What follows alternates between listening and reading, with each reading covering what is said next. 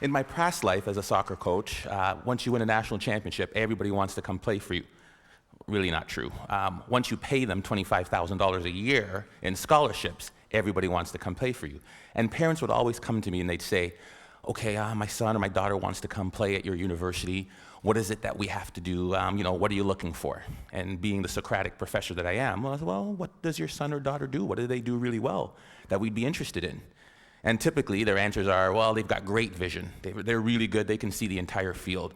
Or my daughter is the fastest player. There's nobody that can beat her. Or my son's got a great left foot or really, really great in the air and can head every ball.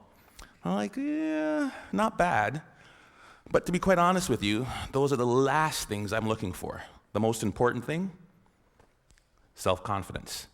Without that skill, and I use the word skill intentionally, without that skill, we are useless as a soccer player.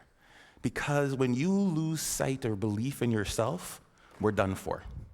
I use the definition of self-confidence to be the ability or the belief to believe in yourself to accomplish any task, no matter the odds, no matter the difficulty, no matter the adversity.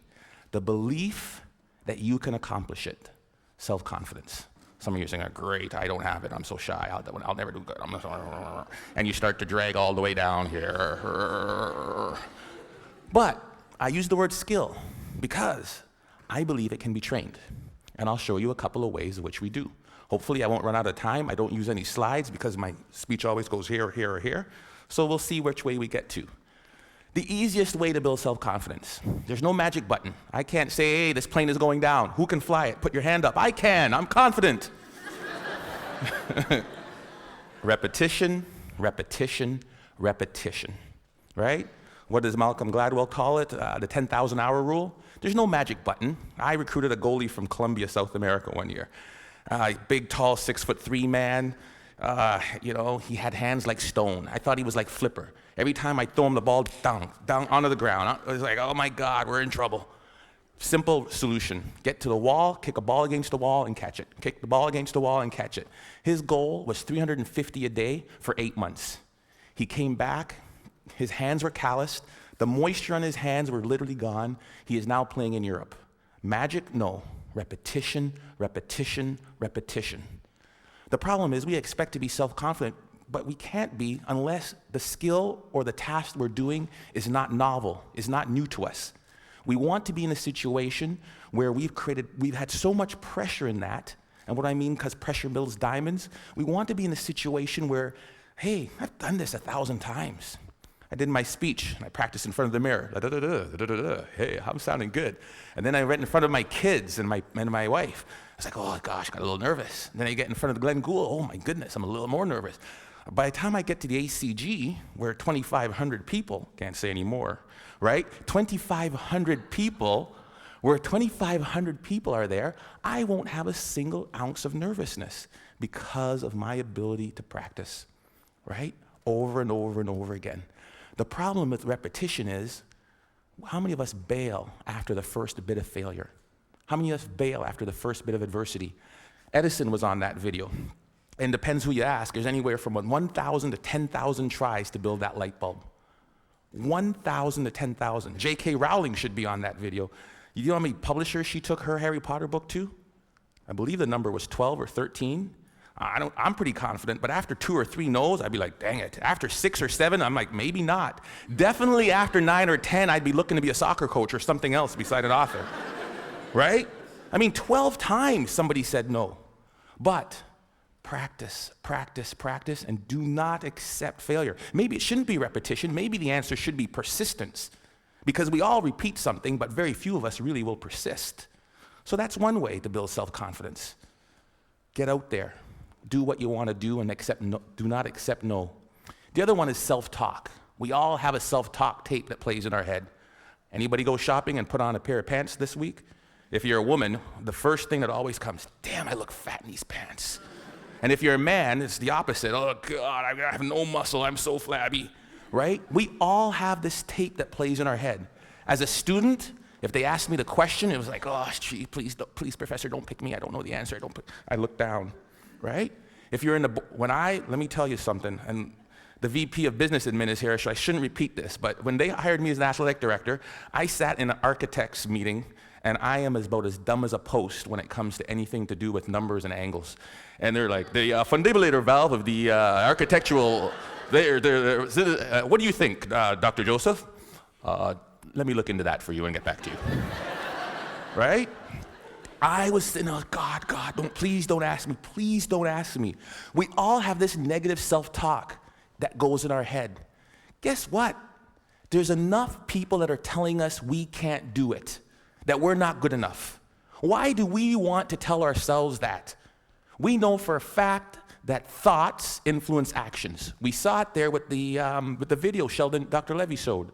Right? We know that our thoughts influence actions. Why do we want to say that negative self-talk to ourselves? We need to get our own self-affirmations. Muhammad Ali, what was his self-affirmation? I am the greatest.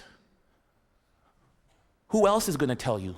There need to be quiet moments in your bedroom, quiet moments when you're brushing your teeth, that we need to reaffirm, I am the captain of my ship and the master of my fate. That is my affirmation. I came from a school of 1,000 people. I lived in a town of 1,000 people for 15 years. There's no reason that I should be in charge of an athletic department building Maple Leaf Gardens. But I am the captain of my ship and the master of my fate. If I don't say it, if I don't believe it, no one else will. How do you build self-confidence? Get away from the people who will tear you down. There's enough of that. Muhammad Ali, I am the greatest. There is no one better than me. It's a difference between hubris and ego and false pride. It's just reminding yourself in quiet, silent moments. I put it down on a list. It's right beside my mirror, right? About all the things that make me who I am. Because I make enough mistakes, and the newspapers will recognize it, and people around me will recognize it, and they'll tear me down. And pretty soon I'll begin to believe it.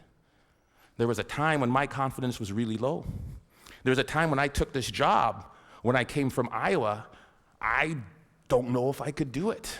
I had to bring out my self-confidence letter. A letter I wrote to myself when I was feeling good. Ivan, congratulations on getting your PhD before 40. I am 40, under.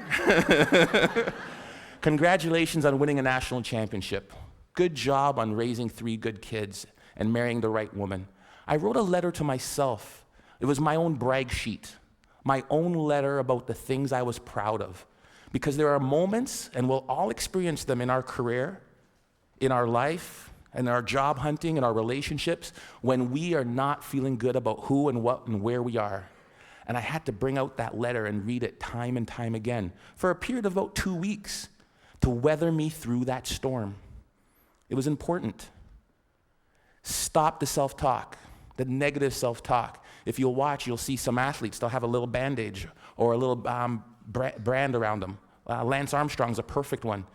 What's his self-affirmation? Live Strong isn't a brand. It was to remind him of who he was. Live strong. Then it came a brand. He would move that from one arm to the next arm when doubt and fear came into his mind. Live strong. Put it on there. Let's go. We'll all have it. Replace it. 2 ways to build self-confidence. Worried about my time, I'm going to tell you of one way that you can build self-confidence in others. We are coaches and educators. We are teachers. We are people who will create value in the world. And in doing that, we are critical by the nature of what we do. I am a coach. I want you to score a goal. Ball went over high. Dang it, the ball went high. Thank you, coach, I know that. Feedback tells me that.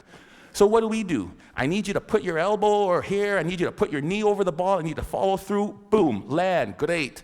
Notice I never made it as a professional. What can we do?